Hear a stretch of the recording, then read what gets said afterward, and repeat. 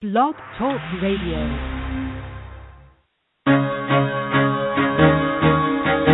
Carol the Coach. Sex, love, and relationships. We talk about it here. Carol the Coach. Compassion with contemporary relevance. I am a psychotherapist. I can be your personal life coach, and I can help you with your issues. There are no problems too small or too big. You can talk about anything. Speaker, columnist, radio TV host, and commentator. Carol the Coach brings messages of wellness and empowerment within reach of everyday people every day. Almost 5 years ago, I lost my soulmate in an accident. He was killed in a plane crash. Life just, for me, has seemed to stop. There are groups all over the city. I teach one. It is a specific way to start thinking so that you shift how you see the world, which then shifts your energy, and then you feel better and you actually see things differently. Carol the Coach, always available too at carolthecoach.com. Now I've got Russell on the line. I'm 47 years old. I'm a truck driver. I am married. I have a wife in San Francisco. Okay.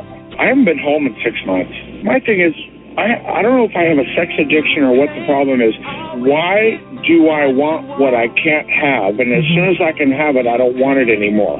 You're right on target when you say, I don't know if I have a sexual addiction. Well, guess what? Yes, you do. And you know what? That's my specialty, Russell, so you're at the right place. Continue. I meet women online, and I'm in a different part of the country. I travel all 48 states, so I love sex. I hear self-esteem issues. You never felt good enough, and you didn't feel like you were getting what you should have then, and you're reenacting that now. Do you want to change that about yourself? I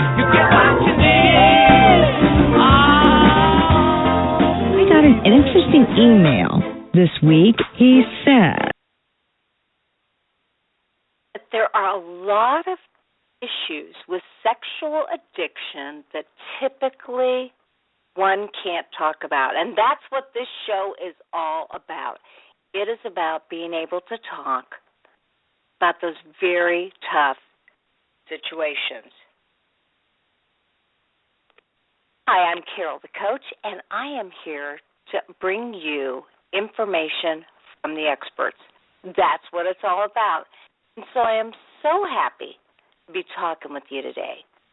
You know that you can always email me at carolthecoach@AOL.com or go to my website, www.sexhelpwithcarolthecoach. And that will give you the most information that you can get about how to contact me, how to listen to the show, and how to be getting the new ebook that we're going to be putting out here in the next couple of months on transcripts from the show. So, hey, I am so excited to be contacting you and letting you know that we got that coming up. That means that we're going to have this ebook that has some of the greatest experts in the field of sexual abuse talking about different issues that I know will be helpful for you.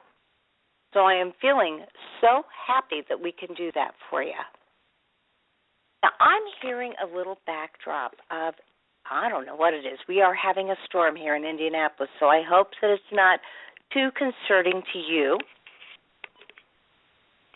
And I know that it so oftentimes depends on the Internet as to, what comes through, what doesn't. I have had times when the Internet has gone down. So I am just, I put you on speaker, hoping that would be clear. And I wanted to talk to you tonight about who we're going to have on the show. Because truly, we do have the experts. And tonight I have Adam Calvert. What am I thinking? He's a licensed professional counselor and supervisor for CSAT. So this is a guy who knows it all. And he is going to be talking about the 1520s Embark Men's Recovery Intensive. It's a 4-day event designed to provide a jump start for the recovery journey. The intensive focus is specifically on sexual addiction and involves a comprehensive approach to healing that goes beyond the acting out. In other words, it gets to the root issues of why somebody acts out and has a compulsion like sexual addiction. Everybody knows this is unwanted behavior, and yet there's a driver to that.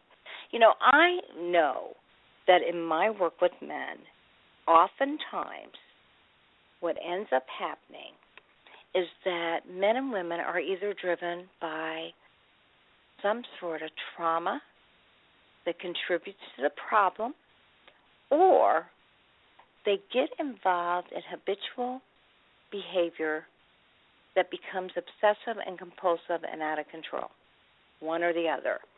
And certainly the Embark Men's Recovery Intensive works on that traumatic behavior that drives the sexual addiction. It involves a 12-step model that integrates Scripture-based Christian theology.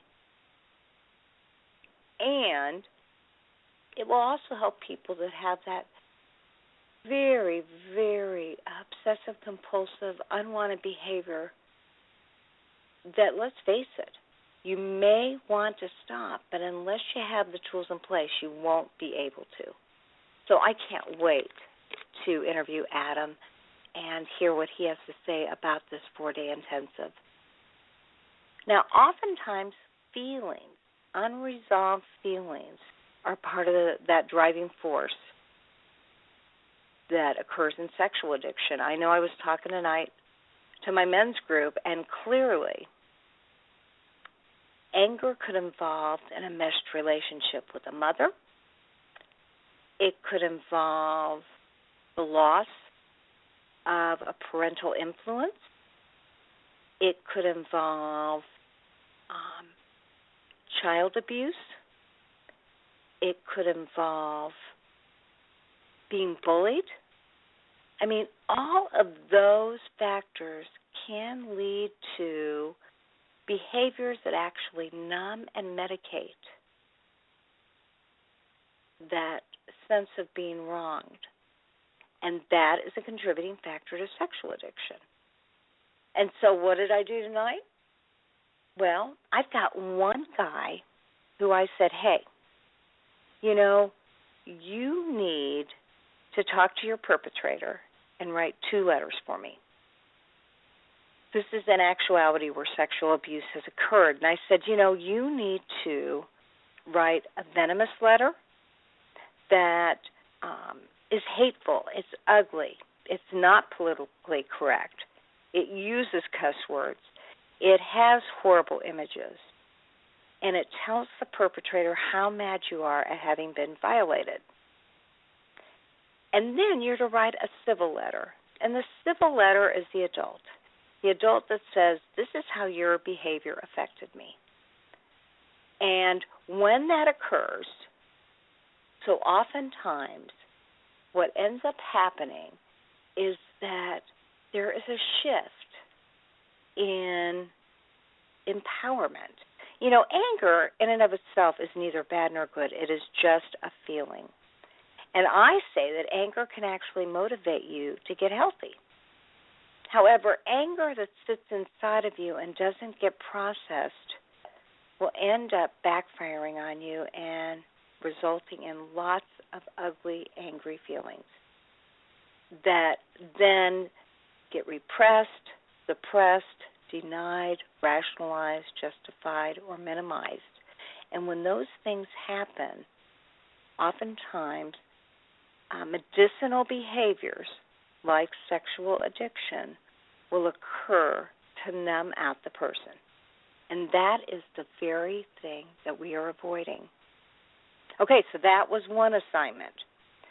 The second assignment I gave was to a man who continues to work his butt off. He is always busy. He's always doing for others. He lends money, unsolicited money, unnecessarily. And he really wants to stop that behavior. Well, we know that those behaviors keep him from feeling. So I said, hey, you need to write 100 reasons that you're angry. Okay. Now, I got an email from Sandy and Paul this week, It was actually Sandy. And she said, boy, I really learned a lot last week from you reading my email, and I wanted to talk to you and update you about what has occurred since my last email. And then she said, I followed your advice. I've met with a CSAT psychotherapist, and she believes that my husband exhibits the signs of late-stage sexual addiction, experiencing sexual anorexia. Of course, she hasn't met with him.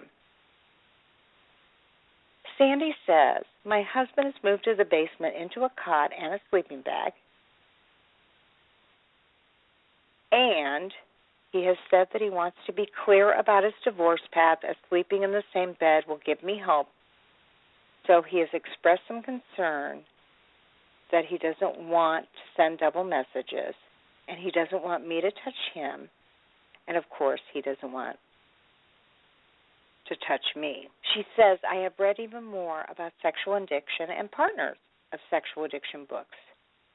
She's attended 2 S-Anon meetings, and so she's felt some gratification because they're talking to her about some of the same things that she has experienced. She says, my husband voluntarily took the online SAS test and scored a 6. This was to shut me up about my concerns. She says, my husband also overindulges in alcohol, and that is a long-standing pattern. Lots of things have happened to him. As a result, he's fallen, he's broken bones, he masturbates, and I catch him. He is just out of control. There are also things, she says, that are troublesome and make me question possible sexual addiction. And I'm thinking, Sandy, your therapist has said he's in the late stages of sexual addiction. So your concern is your husband's constant denial, and I got to tell you, my concern is your denial.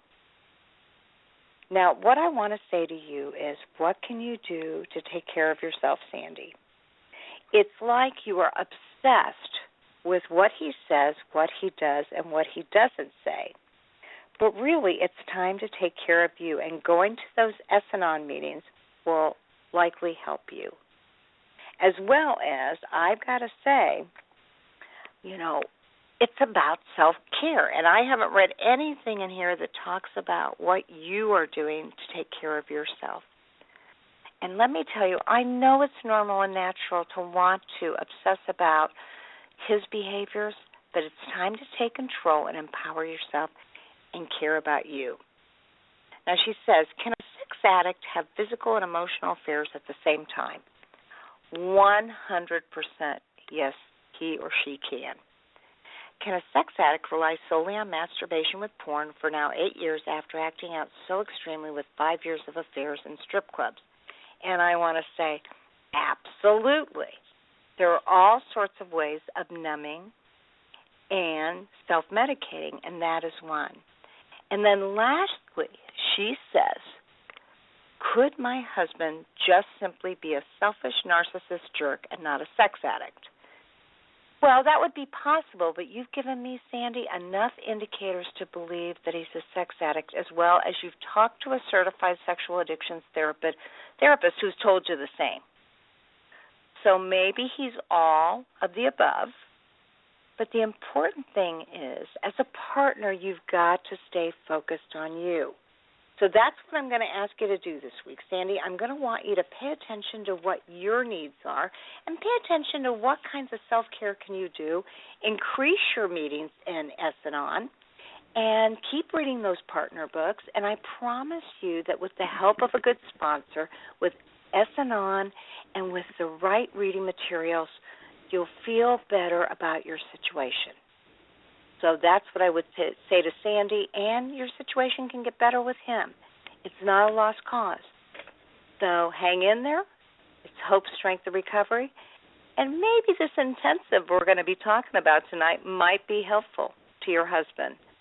So tonight I want to welcome Adam Calvert, who again is a licensed professional counselor. He's a supervisor, he's a CSAT, and he works with Wellspring Christian Clinic. Adam, welcome to the show. Hey, thank you.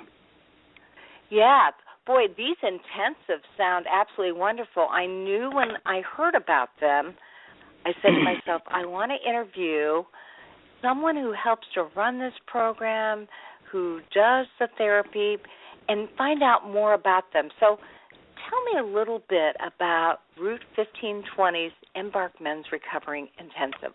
It's a 4-day event, and how is it different from other intensive outpatient programs? All right. And Carol, first of all, I thank you for having me on the show. I look forward to being able to talk with you about this. This intensive was put together to be a little bit different. What we work on are,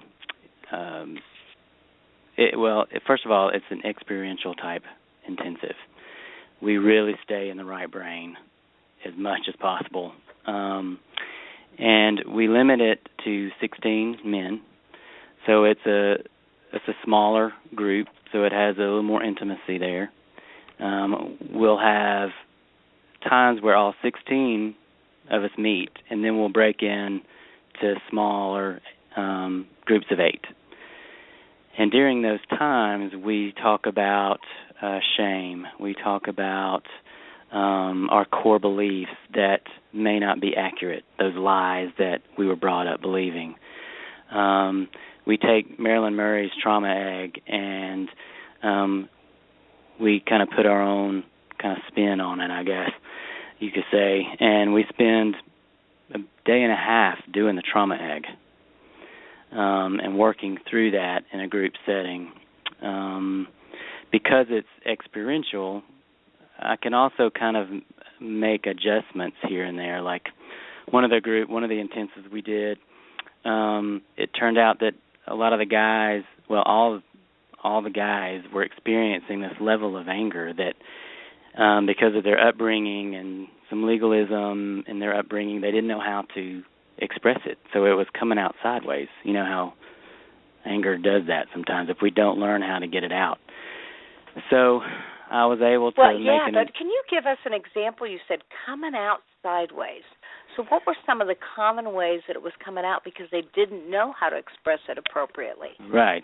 It was coming out through their addiction, acting out. They were projecting their anger on their loved ones. Some were self-harming. Not being able to maintain employment because they would get so frustrated and angry at work, they would just lash out or just not go, just these different ways. And each one of these men were kind of carrying their anger a little bit differently, but the commonality was it wasn't coming out effectively. Mm-hmm. And so I thought, well, all right, I get my anger out by I hit trees with sticks when I get mad. I live, my house has woods around it, so sometimes I get angry and I just go and find a stick and I hit a tree. And that's kind of how I get mine out. So I thought, well, maybe we can do that here. There are a lot of woods where this intensive is, and so we found a secluded place. And the guys looked at me like I was crazy, and I said, well, I want you to pick up a stick that's laying on the ground and hit these trees and say what you're mad at.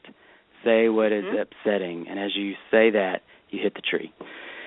And so once they started that, it just unleashed this emotional distress. I mean, it was just an amazing process.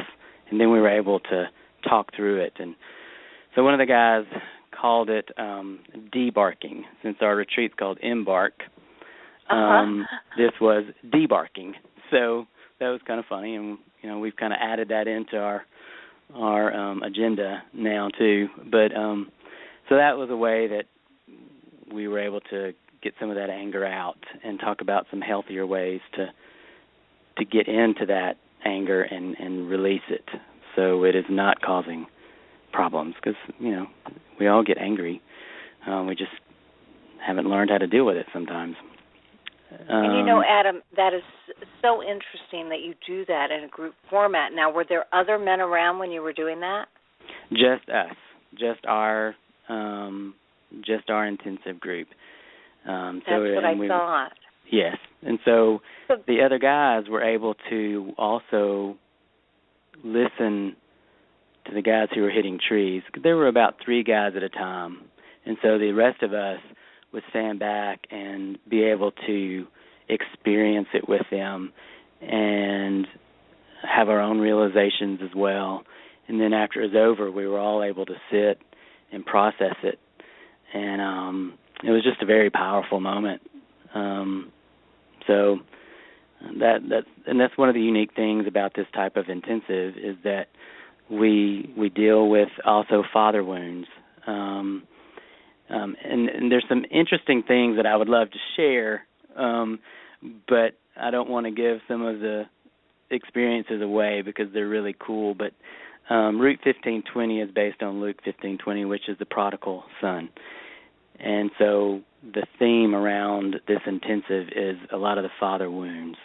And so some of the exercises that we do are centered around those wounds and how to heal from those. We have the Sunday morning, we have a hike up to for a sunrise service on the top of this mountain, and it has a beautiful sunrise of the lake that's down below, and there's some activities that we do around that are just very healing, and so there are a lot of different things that we do in this intensive. But we get to the shame, we get to the roots of some of those lies that we are brought up believing, and we still live in those lies at times. And then it's a great way to connect with other men in a very intimate setting. And sexual addiction is an intimacy issue, and this is a way that we start tearing down some of those barriers that prevent us from connecting. So I know I'm just rattling. I understand you correctly. Obviously, this is a theological, Christian-based program, and you're out in the country in a very peaceful and rustic setting where it feels safe to do a lot of these experiential pieces. And you talked about dealing with anger. Can you share some other types of information? I know you don't want to give away what they do, because in part, that's the beauty of this work is that, it may sound hokey, and I have a similar story. I actually worked with a partner individually, and I really do believe in the catharsis of letting your anger out. And so we went out to a drugstore and bought one of those plastic bats. We brought gloves, and we hit an old oak tree. And we used a farm area right down from my practice. And all of a sudden, as she was emoting and getting all of her feelings out to the west, I see a farmer on a tractor coming towards us. Now, I had asked his wife for permission, but he had not known about this. Oh, no. So he comes up on his tractor. He says, "What you doing to my tree?" And I said, "Sir, we've gotten permission from your wife to use this bat and get out our anger." And I said, "I hope that's okay." And he says, "Well, carry on, ma'am. We all have to find healthy ways to get out that anger, and you're not going to hurt the tree. You may break the bat, but you aren't going to hurt the tree." Well, her assignment was to eventually break that, plastic bat, which she did. It took actually several sessions. So I know how important it is to really externalize all that repressed anger that comes out in the form of sexual addiction. Can you share some other things that you might work on? I mean, when people think about an intensive, what kind of issues are they wanting to deal with that would allow them to take 2, 3, or 4 days off to do the work? Well, coming to realizing that, okay, I need to get away. I need an intensive so I can get into this recovery. Because a lot of times these intensives are that jump start into recovery as well. And so some of the guys who come there are not, they may not have had much experience in therapy, or they may have had several sessions with a therapist. But they've decided to spend some time away from home in a safe place, even though for the first probably 20 minutes it won't feel very safe. A little anxiety going on there. But we start working on, first we talk about the core beliefs, those lies that we believe from early childhood, these messages that we start getting. And we spend some time and we just kind of talk through those. We've broken up into the smaller groups, so it's a little bit safer. Then, and I may not be answering your question correctly. You just want some specific examples of some things we do? Yeah, well, one of the things that I know that we were going to talk about was what type of, information do you cover in this type of intensive? Yeah, I'm sorry. I lost my train of thought. I apologize. Well, we spend a large amount of time on the shame that we carry around, and the shame cycle and ways to recognize when shame is on us, and what to do with it when we do recognize it. One of the exercises that we do is that shame pit, and we work on that, and we look at the buttons that get pushed to send us into that pit and ways to pull us out. Instead of going to those unhealthy ways to deal with shame, we learn how to recognize it and face it. And we spend time talking about it in a group setting because a lot of the guys have similar experiences, but because of the lie that I'm the only one who deals with this, and if people really knew what I believed, they don't say anything. But in this group setting, it starts to open up. And you start to recognize, I'm not the only one who carries this. And so, again, it brings safety. We do spend a large amount of time drawing out the trauma egg and then going over it in group and then going back through each of how I do the trauma egg is I do pictures. And so then we go back and we talk about these capsules. If you could redo those scenes, what would it look like? If you could empower, that little atom, or that little J or whomever, if you could empower them, what would that look like? And whatever they need, we just kind of go through. And as each guy goes through their trauma egg, everyone experiences very similar emotions. But it also endears the community. It strengthens the connection and brings intimacy into the room, which makes us uncomfortable. So then we sit with that and figure out, okay, intimacy is in the room, there's vulnerability. What is your body saying to do? What is your system telling you to do? Run away, leave, scream, make a joke, whatever. And so we just kind of talk about those things and just bring light to it, basically. That's exactly what I was talking about. I think that gives our listeners a great idea of some of the things that they need to do to heal the wounds. Mm-hmm. Now, what do you believe are some of the main obstacles that keep men from attending a valuable workshop like this? Fear is a big one, and so, and we do some work around fear. The cost, and so, and our cost is $1,740, I believe, $1,750, and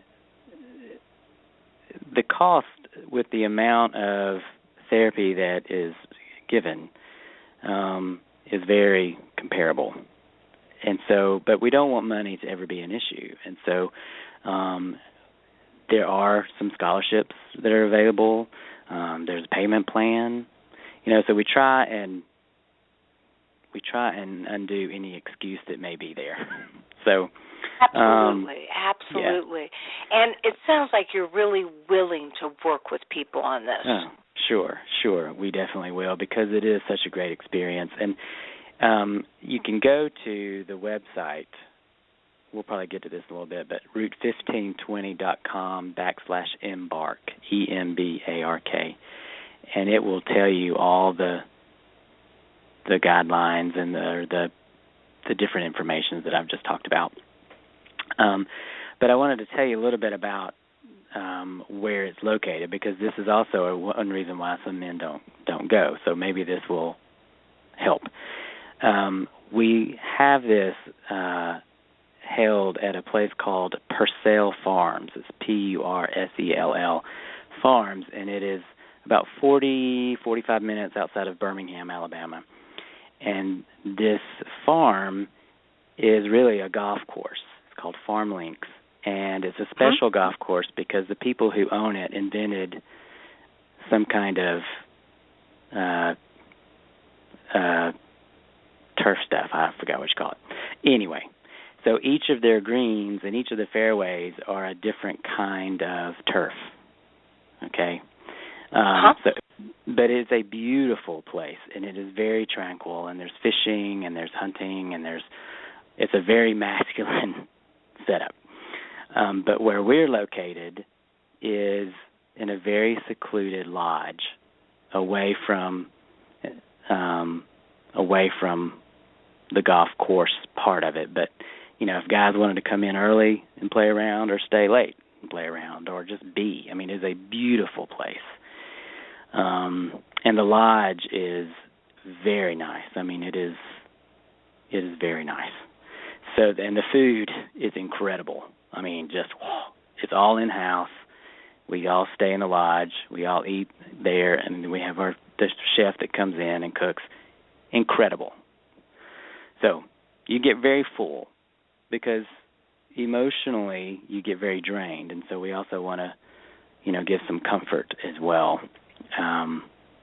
But you can look it up on PurcellFarms.com as well and see the location. So sometimes we don't want to go because we don't know what to expect, but you can go on the website and see the facilities, and that'll change your mind too. A little plug for Purcell Farms.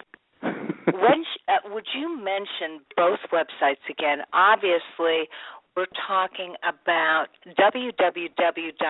route1520.com/embark, EMBARK. And then the other website you said was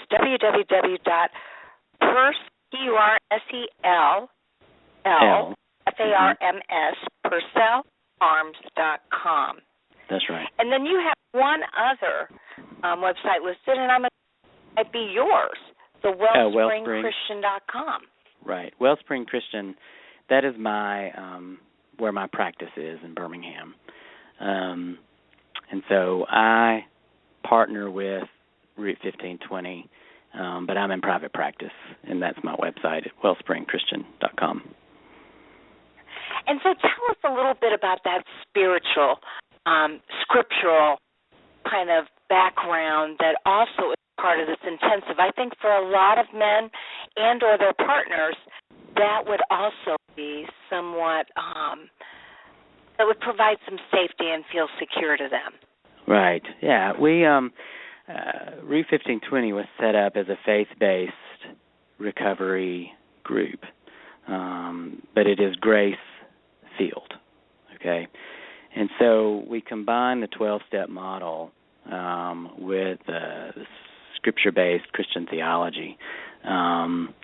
So our higher power is God, and so now it is not a judgmental place though at all. It's not a legalistic place as well. It is a grace-based operation, I guess you could say. But we do have some worship time. You know, a lot of the meditation music is going to be faith-based type music. It is some of the relaxation things we do are going to be centered around some faith-based, you know, resources.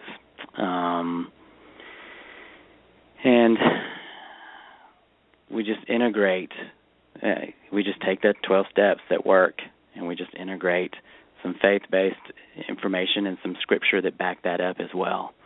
And, you know, it's not, well, being in the Bible Belt, a lot of times you can get hit over the head with a Bible. Okay, we're not doing that.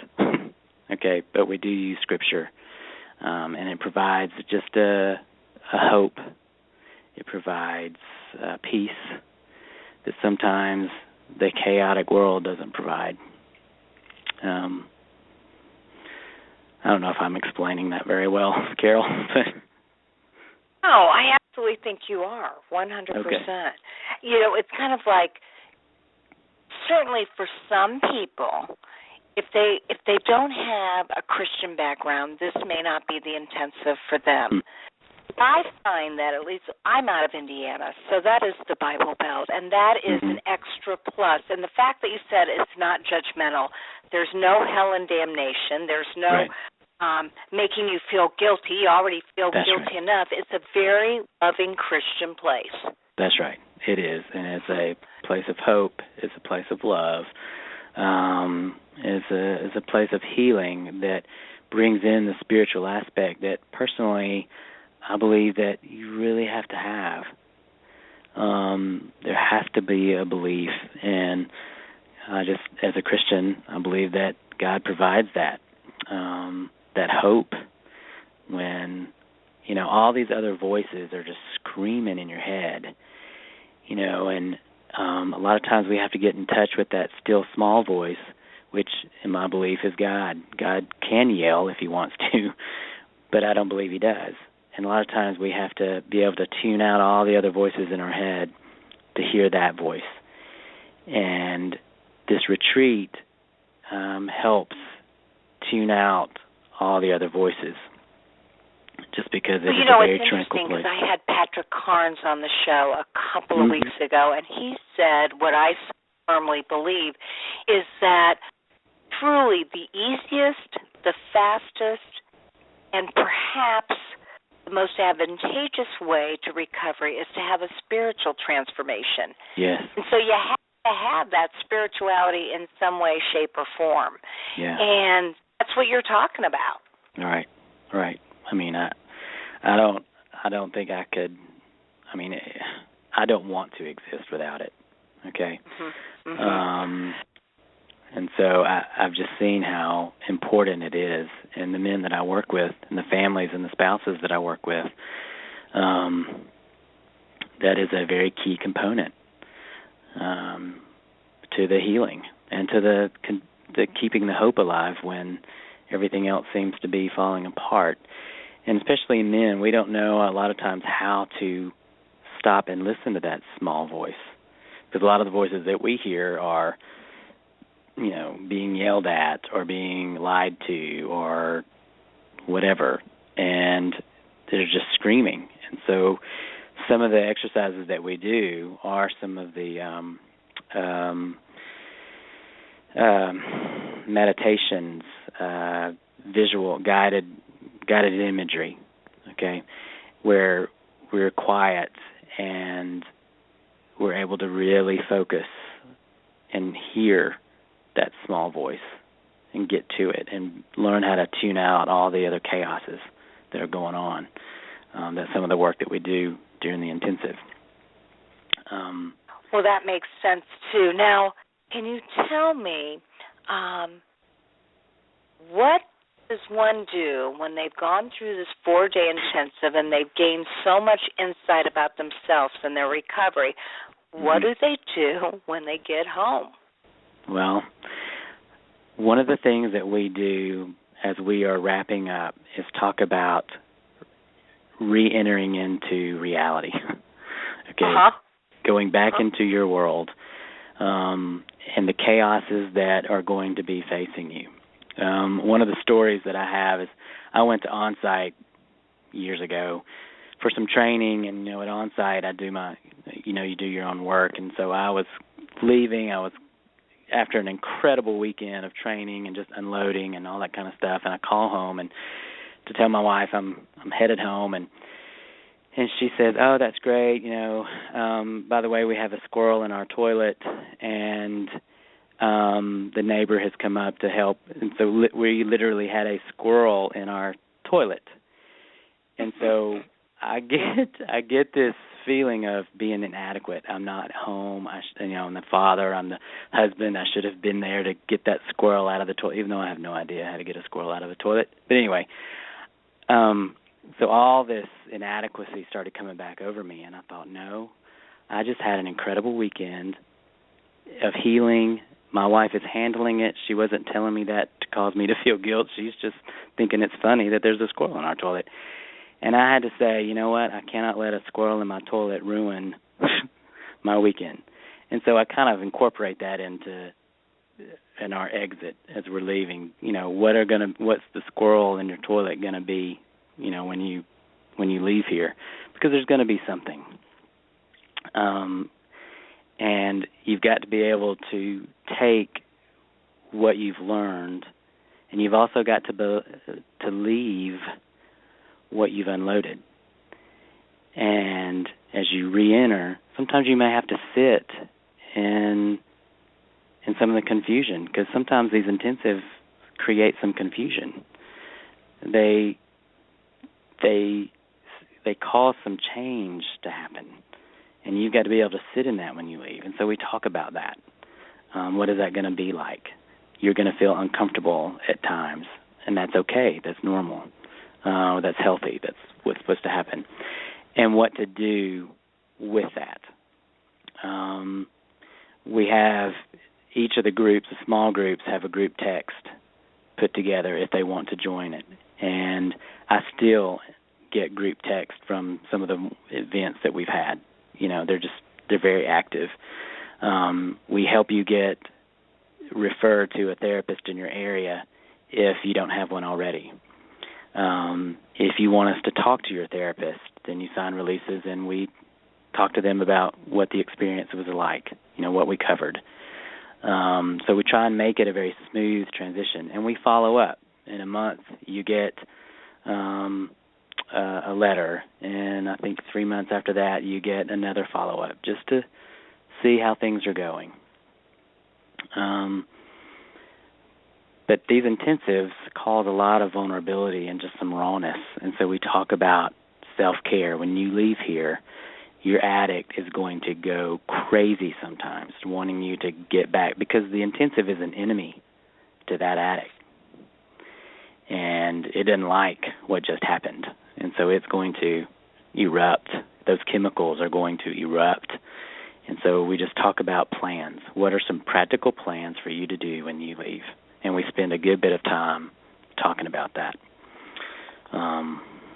So I hope that answered your question. You do a real good job of providing lots of support. And I know it sounds like with this phone list, these guys can call each other and may even create meetings on the phone, right, after they've worked together in these intensives, because truly what happens in an intensive can happen out there. So if you develop more intimacy in the intensive, you're also going to keep that intimacy going and add to it once you get home. Right, that's right. And the way Route 1520 is set up is that we have a lot of recovery groups in this area that are Route 1520 groups. They just meet at different times during the week. But it's also set up where different cities can also start incorporating Route 1520 groups. Traylor Lovern is the creator of Route 1520. And his information is on the website, and about his story. He and his wife created this ministry after their marriage exploded because of addiction. They divorced. Several years go by. They do their work. They remarry. and reunite their 4 children and create this ministry. And so they want to share this ministry. So they're expanding these groups, across wherever you needed one. So anyway, if your area doesn't have a group, faith-based type group, then Route 1520 may be an option to help get one started. So anyway, sorry I got on that little sidebar. Well, no, I'm curious, what made you decide to advocate for their program? Because there are a lot of programs out there, and obviously it's apparent that you feel very strongly about Route 1520. Well, and I do. Birmingham has a very strong recovery community. A lot of the guys I work with go to SAA and Route 1520, and a lot of them go to SA and Route, so we all work actually very closely together. But with Route 1520, and I've just known Traylor and his wife Melody, and another couple that has joined them, Greg and Stacy Oliver. I've known them for a long time. And so when this ministry started, I just got excited about it. And then the faith-based part, and not being ashamed of the faith-based part, just really resonated with me. And so when Traylor had the idea of doing these Embark intensives, he asked me to partner with him and to do the clinical piece of it. And so it just felt right, and it's been a wonderful experience. So it excites me. I can't wait till June. I believe that. And so the dates again for that retreat are? June 11th through the 14th. That'll be our next one. And we'll have more throughout the year. The next dates are going to be announced soon. We're trying to get some of that worked out. But this one is June 11th through the 14th. And there are 16 slots. I'm not sure how many are filled yet. I didn't get that count today. But it is it fills up pretty fast. So if you're interested, just go to the website. And if you're not real sure, then email Traylor or Greg or myself, and we'll get more information to you. And again, to get a hold of Adam, you can contact him. Well, I have Greg's phone number and email, but your email is BellSouth, and let's see here. It's Counselor Adam. I'm looking at it right now. Counselor Adam at bellsouth.net. So that's Counselor, COUNSELOR, Adam, ADAM, at bellsouth.net. That's right. You'll be happy to direct them if they're having any trouble, and they can also go to the website, and that would be www.route, ROUTE, 1520.com/EMBARK. All right. And take a look at the program, and it sounds like you can register online, or at least give them the intake department a call. You can register online. It'll guide you through it, and then you start getting information about what to expect and travel arrangements and that kind of thing. And we'll help with any obstacle that we can. We will try and tear it down for you. The cost could feel prohibitive, but truly, if I'm not mistaken, you said that was $1,750 for 4 days. That's right. That's right. And I got to tell you, if you look at other intensives, they're more expensive than that.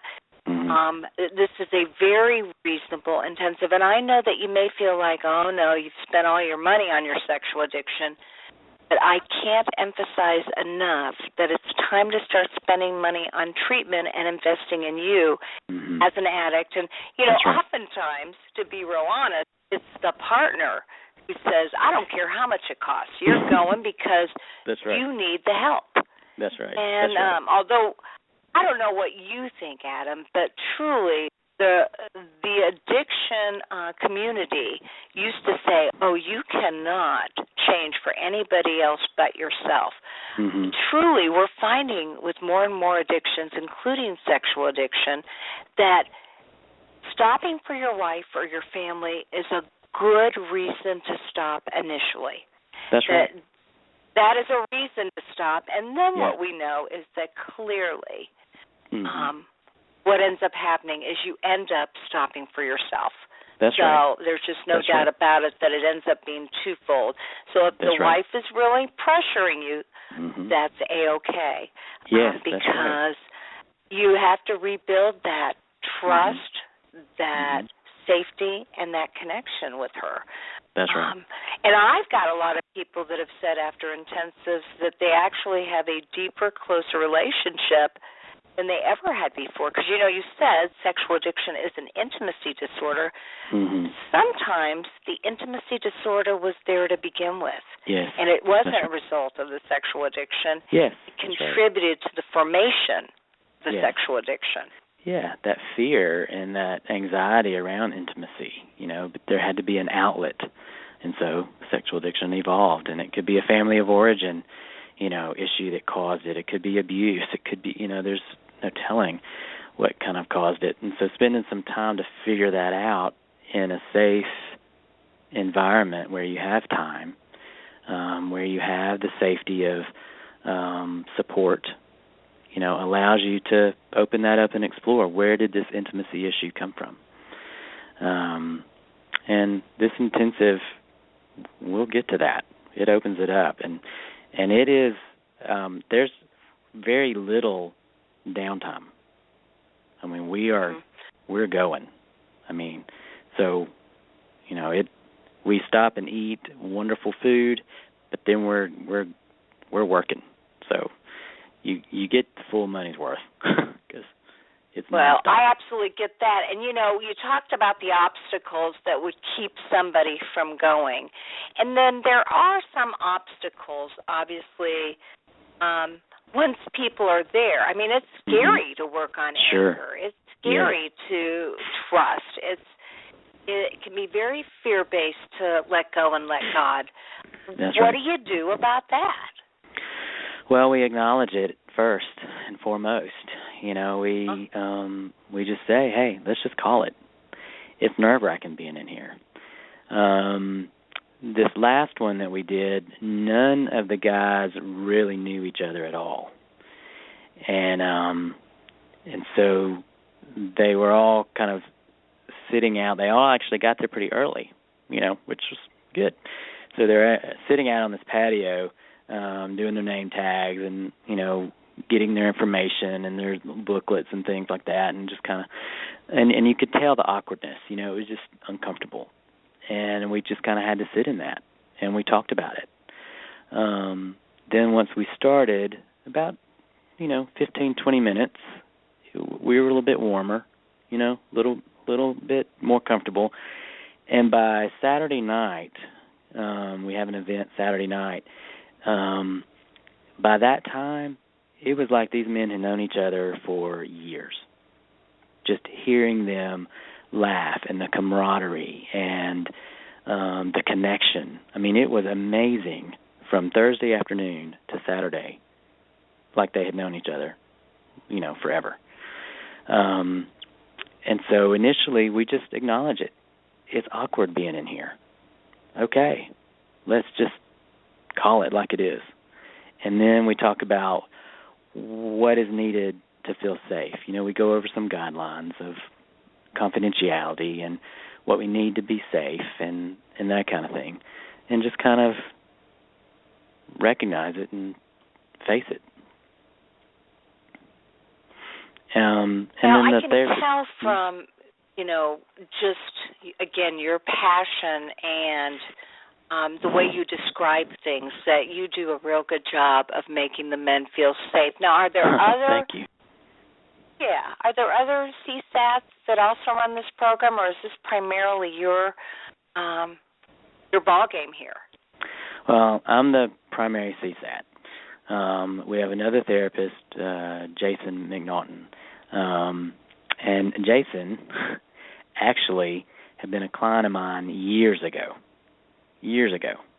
And he did his work, and he went back to school, and he got his counseling degrees, and it is so awesome working with him. When we started the Embark, when we talked about it, we needed another therapist, and he just came to my mind.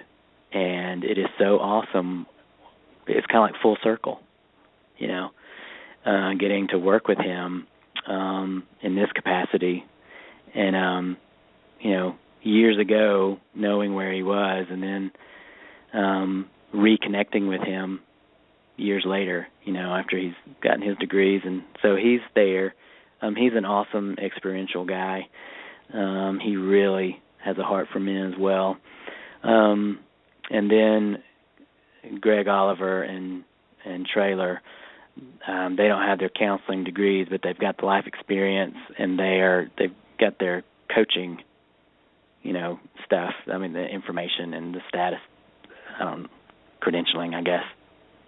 I don't know how to say that. Sorry. But so the four of us oversee the work, but I'm the CSAD guy. Right.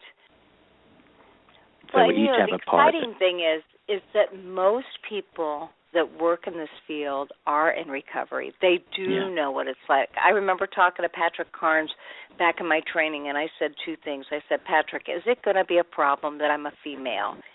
And he looked at me quizzically, and he said, of course not. And I said, I like that. I go, is it going to be a problem that I'm not in recovery? I don't have this problem, this issue. And he said, no, not at all. But what I know to be true is that in any area of addiction, I think it's an added bonus when somebody has been there, done that, and exemplifies recovery. So I'm so happy that, A, this man went full circle, and B, you thought of him and actually brought him in. Yeah.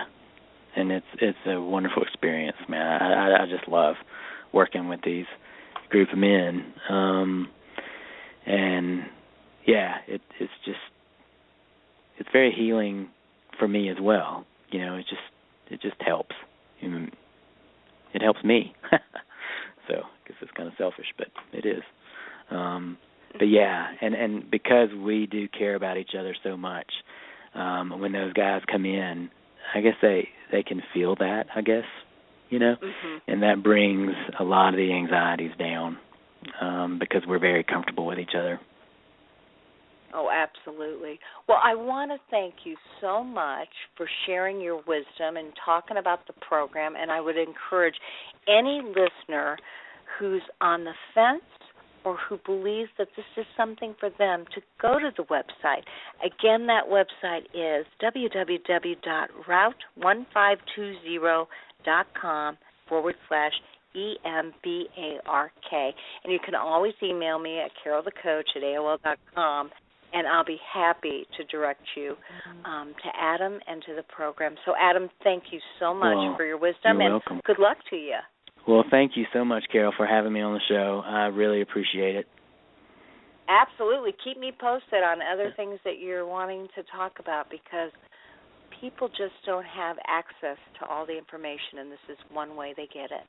Well, I will certainly do that. I really do appreciate your help. Thank you so much. You're welcome. You take care. Yeah, you too. Have a great evening. Bye-bye. All right. Well, as you well know, it's the end of another great show, and so intensives are a way to do it without necessarily spending all that money on residential treatment. Now, I have to tell you, residential treatment is absolutely imperative in lots of different ways. But I want you to know, that you need to trust your head, your heart, and your gut. What do you think about a program? How do you emotionally feel about it? Did you feel safe while you were listening to Adam? Did it sound somewhat exciting to give it a shot? Don't shortchange yourself. This may be just the way to jumpstart your recovery. Hey, I'm Carol the Coach, and as I say at the end of every show, there'll only be one of you at all times. Fearlessly have the courage to be yourself. We'll see you next week.